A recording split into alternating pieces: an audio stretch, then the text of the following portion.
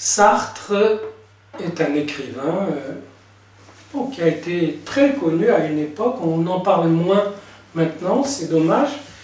Et en tout cas, il a compté pour les gens de la génération des années 60, 70, très fort, et des années 50 aussi. Et quand j'étais jeune, je lisais Sartre passionnément. Et c'est en lisant, je ne sais pas, un livre qui s'appelait Situation 2, que j'ai intégré son idée de l'écrivain qui est engagé, qui doit s'exprimer sur tout ce qui se passe, etc. Et c'est seulement beaucoup plus tard, quand j'ai écrit un livre un peu clinique qui s'appelle L'enjeu d'exister, que je me suis demandé d'où venait cette passion de l'engagement, etc.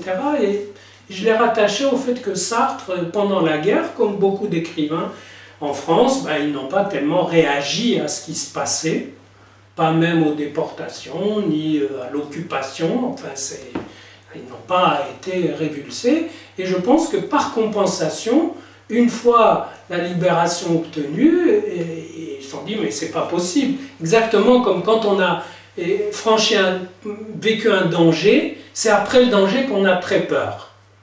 Il y en a qui n'ont pas peur au moment du danger ou qui le subissent tranquillement et après ils explosent, ils tremblent, et d'autres ils ont subi un non-engagement de leur part et après c'est l'engagement. Et puis tout récemment, je tombe par hasard sur un petit livre d'entretien qu'il a fait avec Benny Lévy. Et ce petit livre s'appelle L'espoir maintenant et c'est son dernier entretien avant de mourir. Et il a cette phrase étonnante, il dit « Moi, je n'ai jamais connu l'angoisse ». Et je me suis dit, mais voilà déjà une phrase qui permettrait de libérer cet homme de tout engagement à être un guide.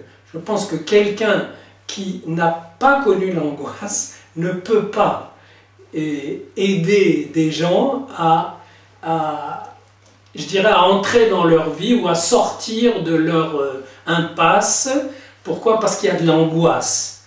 Parce que les gens sont pris dans des symptômes, pris dans des inhibitions, mais aussi captés dans des angoisses qui peuvent être très fortes, qui au minimum sont des pertes de repères. On est angoissé quand on n'a pas de repères, ou qu'on les a jamais eus, ou qu'on les a perdus, ou qu'on est en train de les perdre.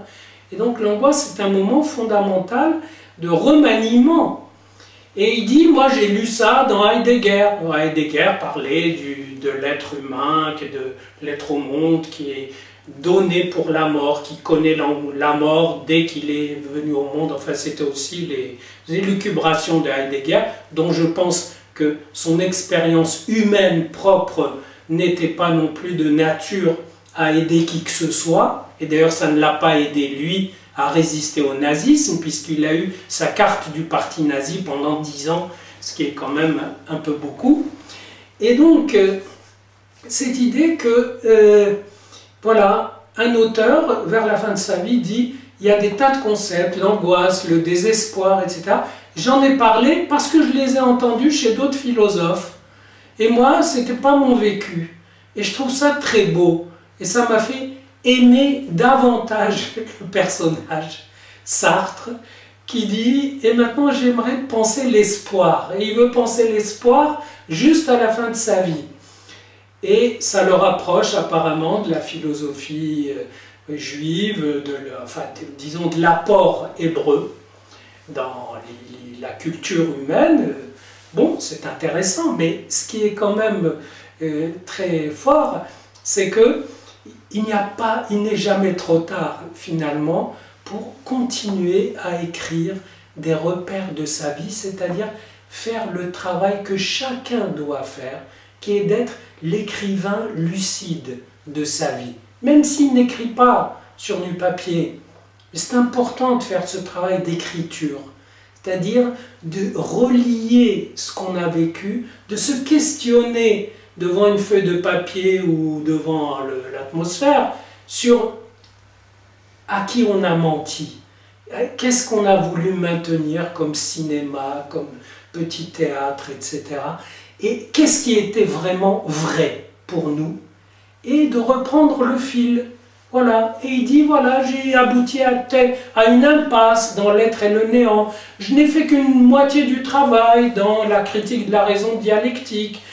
Et maintenant, j'entrevois une issue par l'espoir. Bon, ce qu'il dit de l'espoir ne va pas très loin. Il dit que l'espoir fait partie de toute action humaine, et comme l'idée que ça serait possible, que la finalité serait possible. Mais je ne veux pas entrer là-dedans sur ce qu'il pense de l'échec, de l'espoir. Ce qui m'a touché, c'est que simplement cet homme, redevenait pour moi l'écrivain magnifique qu'il a toujours été, c'est-à-dire écrivant des situations réelles, fortes, vécues, et puis qui vous dispense d'être sartrien, tout comme vous devriez être dispensé d'être freudien, tout comme vous devriez être dispensé d'être marxiste. C'est parce que tous ces gens-là, ce qu'ils ont fait de mieux, c'est trahir l'étiquette qu'on a fait avec leur nom pour la coller à des gens paresseux.